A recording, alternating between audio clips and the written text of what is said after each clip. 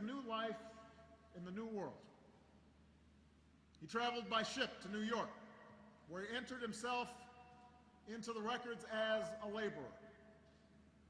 He married an American girl from Ohio. They settled in the Midwest. They started a family. It's a familiar story because it's one lived and cherished by Americans of all backgrounds. It's integral to our national identity. It's who we are, a nation of immigrants from all around the world. But standing there in Montreal, I couldn't help but think how heartbreaking it must have been for that great-great-great-grandfather of mine and so many others to part, to watch Donegal coasts and Dingle cliffs recede, to leave behind all they knew in hopes that something better lay over the horizon. When people like Falmouth boarded those ships, they often did so with no family, no friends, no money, nothing to sustain their journey but faith. Faith in the Almighty. Faith in the idea of America. Faith that it was a place where you could be prosperous, you could be free, you could think and talk and worship as you please. A place where you could make it if you tried. And as they worked and struggled and sacrificed and sometimes experienced great discrimination to build that better life for the next generation, they passed on that faith to their children and to their children's children. An inheritance that their great-great-great-grandchildren like me still carry with them. We call it the American dream.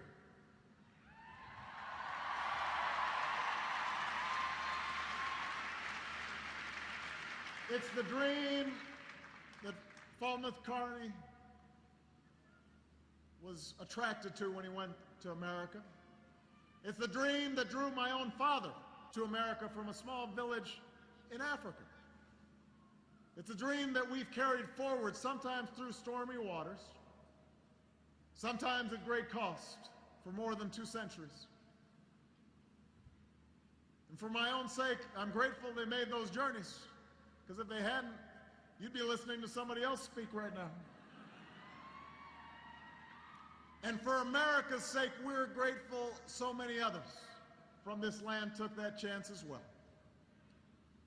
After all, never has a nation so small inspired so much in another.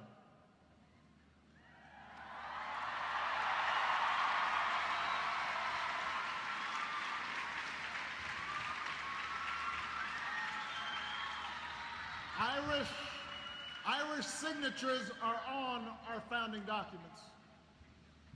Irish blood was spilled on our battlefields.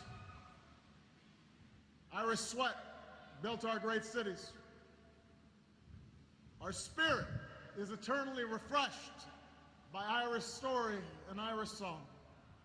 Our public life by the humor and heart and dedication of servants with names like Kennedy and Reagan, O'Neill and Moynihan. So you could say there's always been a little green behind the red, white, and blue.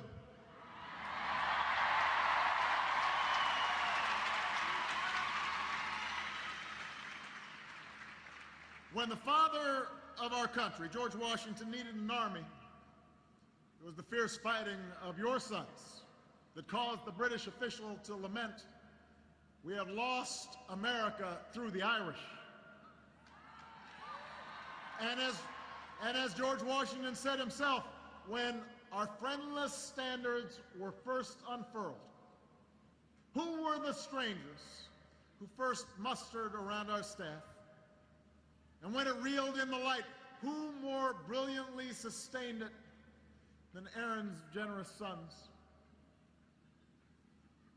When we strove to blot out the stain of slavery and advance the rights of man, We found common cause with your struggles against oppression.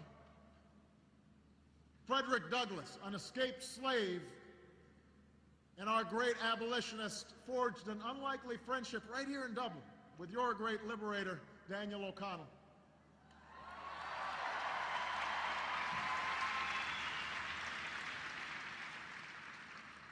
His time here, Frederick Douglass said, defined him not as a color, but as a man. And it strengthened the nonviolent campaign he would return home to wage.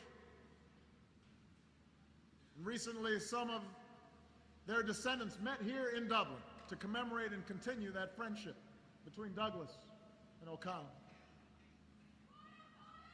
When Abraham Lincoln struggled to preserve our young Union, more than 100,000 Irish and Irish Americans joined the cause, with units like the Irish Brigade charging into battle, green flags with gold harp waving alongside our Star-Spangled Banner.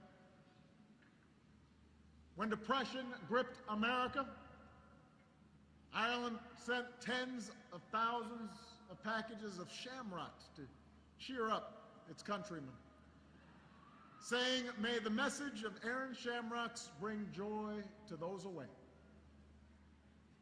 And when an Iron Curtain fell across this continent and our way of life was challenged, it was our first Irish president, our first Catholic president, John F. Kennedy, who made us believe 50 years ago this week that mankind could do something big and bold and ambitious as walk on the moon. He made us dream again. That is the story of America and Ireland. That's the tale of our brawn and our blood, side by side, in making and remaking a nation, pulling it westward, pulling it skyward, moving it forward again and again and again. And that is our task again today.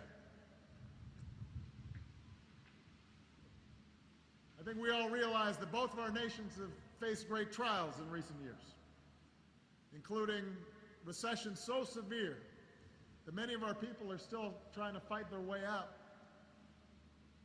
And naturally, our concern turns to our families, our friends, and our neighbors. And some in this enormous audience are thinking about their own prospects and their own futures. Those of us who are parents wonder what it will mean for our children and young people like so many who are here today. Will you see the same progress we've seen since we were your age? Will you inherit futures as big and as bright as the ones that we inherited? Will your dreams remain alive in our time? This nation has faced those questions before. When your land couldn't feed those who tilled it. When the boats leaving these shores held some of your brightest minds. When brother fought against brother. Yours is a history frequently marked by the greatest of trials and the deepest of sorrow. But yours is also a history of proud and defiant endurance, of a nation that kept alive the flame of knowledge in dark ages, that overcame occupation and outlived fallow fields, that triumphed over its troubles, of a resilient people who beat all the odds.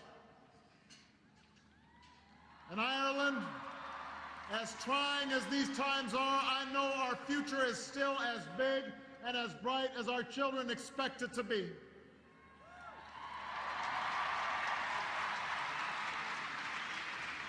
I know that because I know it is precisely in times like these, in times of great challenge, in times of great change, when we remember who we truly are.